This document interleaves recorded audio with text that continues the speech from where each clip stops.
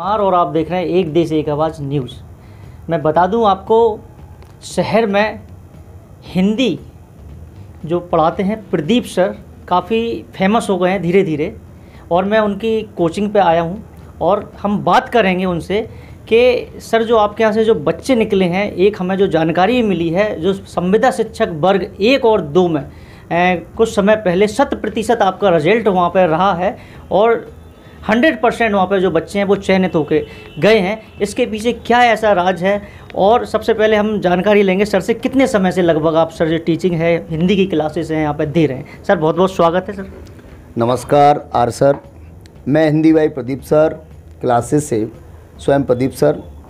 मैं विगत ग्वालियर में 17-18 वर्षों से पढ़ा रहा हूँ। अन्य कोचिंगों में मैं पढ़ाया करता हूँ, प्रतिष्ठित संस्थानों में। 2 वर्ष से मैंने अपना कोचिंग इंस्टीट्यूट डाला है। मेरे यहाँ से वर्ग 1 के लिए इस वर्ष 2023 में 100% छात्राओं का चयन हुआ है, और मैंने देश के लिए सिपाही से लेकर के और एडिशनल एसपी तक का चयन इस वर्ष दिया। मुझे इस बात पर बहुत गर्व है कि मैंने देश के लिए सिपाही से लेकर और एडिशनल एसपी तक चयन करके दिया है, और निरंतर आने वाले भविष्य में मैं इसी तरह से चयन कराता रहूँगा, ऐसा मेरा विश्वास है। अच्छा। और मैंने इस विषय को रोचक बना दिया है, रोचक तरीके से मैं इस विषय को पढ़ाता हूँ, इसलिए मेरे यहाँ हिंदी की बहुत भीड़ भी बच्चों की होती है। और मेरा ज़्यादा प्रचार नहीं है, लेकिन मेरा प्रचार मेरे बच्चे ही करते हैं। सर क्या प्लानिंग है, अभी जो नियुक्तियाँ निकली हैं उसके लिए अभी कोई प्लानिंग आपकी चल रही है? जो बच्चे अभी एग्ज़ाम देने जाएंगे उसके लिए आपने कोई विशेष पैकेज है या फिर विशेष तरीके से तैयारी की व्यवस्था की है? अभी हाल ही में केंद्र सरकार से एसएससी जीडी के भर्ती निकली है। मैंने इसमें एक नया बैच बनाया एसएससी जीडी का थाटीपुर और फूलबाग पर। यहाँ मैंने विशेष योजना के तहत 18 टॉपिकों का चयन किया जो सिलेबस में है।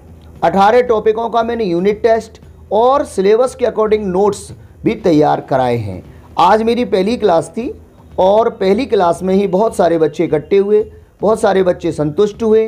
तो मेरा ऐसा मानना है कि फिर मैं वर्ग 1 की तरह 100% परिणाम दूंगा एसएससी जीडी में। सर देखा गया है कोचिंग वाली काफ़ी मतलब बड़े पैकेज पे, जो कि एक बिजनेस बन चुका है कोचिंग क्लासों का, और उस समय आप लगभग किस पैकेज पे बच्चों को जो प्रोवाइड कराते हैं? जो पढ़ाई की व्यवस्था है आजकल आप देखेंगे एक तरह का फैशन बन गया है, अगर कोई कोचिंग नहीं पढ़ता तो पास ही नहीं हो सकता, आगे नहीं बढ़ सकता। तो सर किस प्रकार से आपके पास कई ऐसे बच्चे भी आते होंगे जो आर्थिक रूप से कमज़ोर भी हैं, और कई ऐसे भी आते होंगे जो मतलब फीस भी ना भर पा रहे हो, तो उनके लिए भी सर आप क्या कर सकते हैं?